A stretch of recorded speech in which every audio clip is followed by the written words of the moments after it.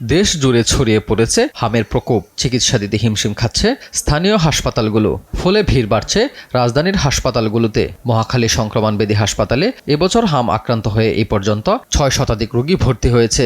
মারা গেছে ২৬ জন। শ্যামলী শিশু হাসপাতালে ২৪ ঘন্টায় ১১ জন হাম আক্রান্ত রোগী ভর্তি হয়েছে।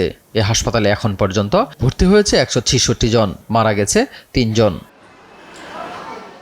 স্বাস্থ্য অধিদপ্তর জানায় ১৯ দিনে হামের উপসর্গ নিয়ে মৃত্যুবরণ করেছে ৯৪ জন, আক্রান্ত হয়েছে ৫,৭৯২ জন। মুন্সিগঞ্জ, নরসিংদী, চাঁদপুর সহ দেশের বিভিন্ন জেলা থেকে ঢাকার হাসপাতালগুলোতে ভর্তি হয়েছে শতাধিক হামের রোগী। চিকিৎসা পেয়ে আক্রান্ত রোগীদের স্বাস্থ্যের উন্নতি হয়েছে বলে জানান স্বজনরা।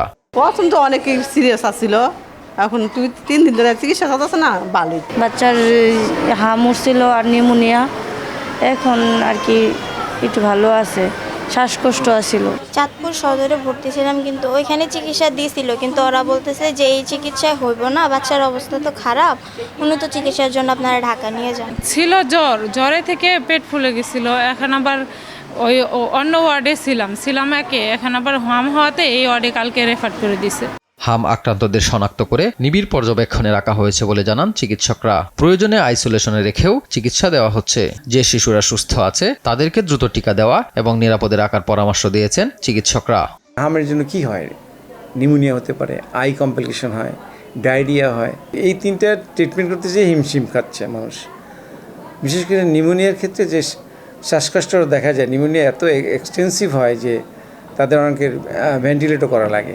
যেমন এই যে বাবল সিপ্যাপ, তারপরে যে আমরা হাই ফ্লো দেই, এটা দিয়ে যে রেসপিরেটরি রেটটা যে বেড়ে যায় এটা কমানোর চেষ্টা করি, অক্সিজেন স্যাচুরেশনটা বাড়ানোর চেষ্টা করি। হাম মোকাবেলায় রোববার থেকে সব স্বাস্থ্য প্রতিষ্ঠানের চিকিৎসক, কর্মকর্তা কর্মচারী ও স্বাস্থ্যকর্মীদের ছুটি বাতিল করে প্রজ্ঞাপন জারি করেছে স্বাস্থ্য অধিদপ্তর। AH হিমেল, দেশ টিভি, ঢাকা।